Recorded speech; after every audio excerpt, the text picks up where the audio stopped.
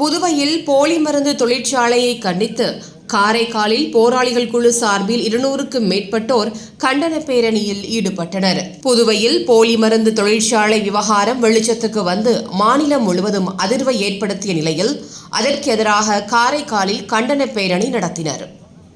புதிய பேருந்து நிலையத்திலிருந்து சவமேளம் ஒலித்தபடி 200க்கும் அதிகமானோர் புதுவை அரசு விசாரணை நடத்த வேண்டும் என கோஷங்களுடன் மாவட்ட ஆட்சியர் அலுவலகத்தை நோக்கி சென்றனர்.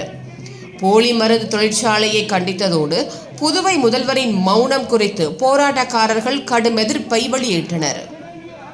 பேரணியில் காரைக்கால் தேசிய மக்கள் மன்றம் சார்பில் வடக்கு கிளை தலைவர் முருகானந்தம், தெற்கு கிளை தலைவர் அப்துல் பாசித், நெடுங்காடு கோட்டிச்சேரி கிளை தலைவர் ஆறுமுகம் ஆகியோர் கலந்து கொண்டு புதுவை அரசுக்கு எதிராகவும் முதல்வரை கண்டித்தும் கண்டனங்களை பதிவு செய்தனர்.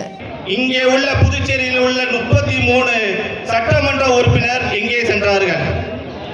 அவர்களுடைய ரத்தம் கொதிக்கவில்லையா? அவர்களை இன்று வேண்டாமா? அவர்கள் இந்த மக்கள் ஒவ்வொரு நாளும் எவ்வளவு பிபி மாத்திரை, சர்க்கரை மாத்திரை எடுக்கிறார்கள் என்று உங்களுக்கு தெரியும்.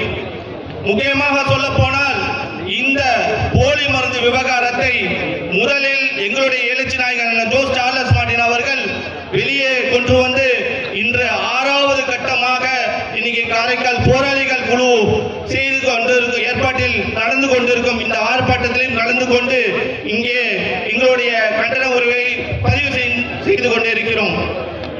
இந்த குறுகிய காலமாக இருப்பதால் போராளி குழு சார்பாக இதை இத்துடன் விட்டுவிடாமல் மேலும் அடுத்த கட்ட நகர்வுக்கு எடுத்து செல்ல வேண்டும். இது மக்களுடைய உயிர் சம்பந்தப்பட்ட விஷயம். போலி மருந்து என்பது சாதாரண விஷயம் அல்ல.